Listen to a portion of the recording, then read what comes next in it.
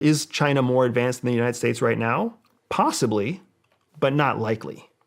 Why do you say that? Why do you say not likely? Because you have to understand that China, starting in like 2001, 2002, early 2000s, they took a very different direction than the United States, right? When 9/11 happened, all of our resources went into terrorism, combating terrorism.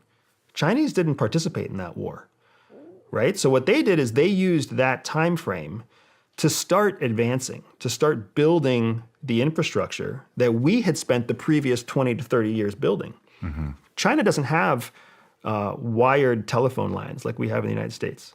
Any American knows what it's like to drive down any road in the United States and see telephone lines. You and I remember what it was like when you could only talk on telephone lines. The United States invented cellular signals. We invented cell phones. We invented cell towers. When the Chinese actually grew up to the place where they could become a first world country, they basically skipped past telephone lines and graduated directly into cellular era. So when our cell network goes down, we'll fall right back to telephone lines. When their cell network goes down, there is no backup. Okay. Right? People are going next door neighbor to next door neighbor. It's old school telephone. Tell the person in front of you to tell the person in front of them how things work. Gotcha. Right? So they have grown up on our advancement. That's where we are now.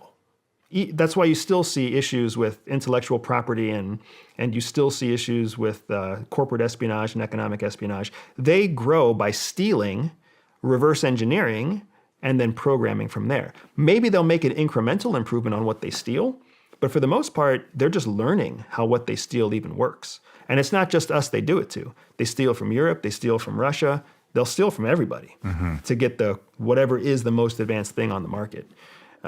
Whereas here in the United States, we tend to develop, innovate, create our own economic advantage, right? All the semiconductors and super chips that we're all worried about because they're built in Taiwan, they're all designed here. They're just built there because we don't have a manufacturing base anymore.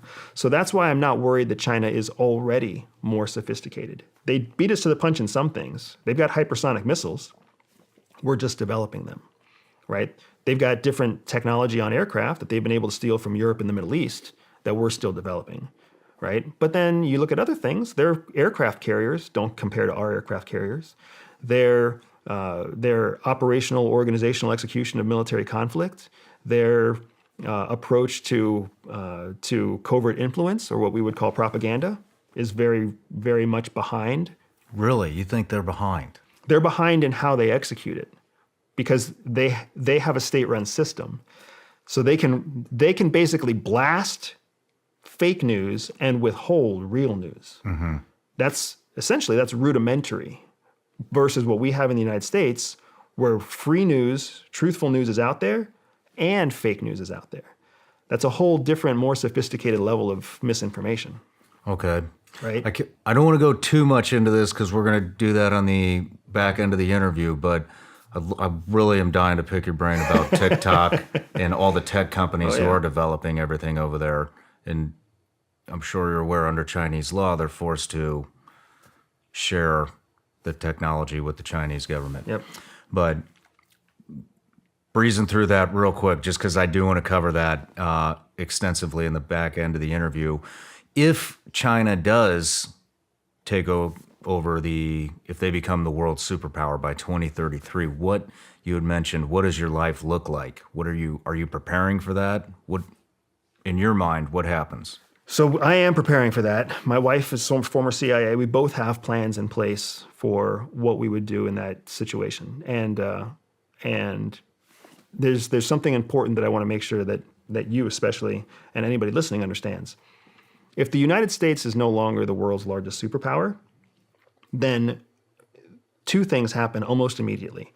First, being an American no longer has an advantage.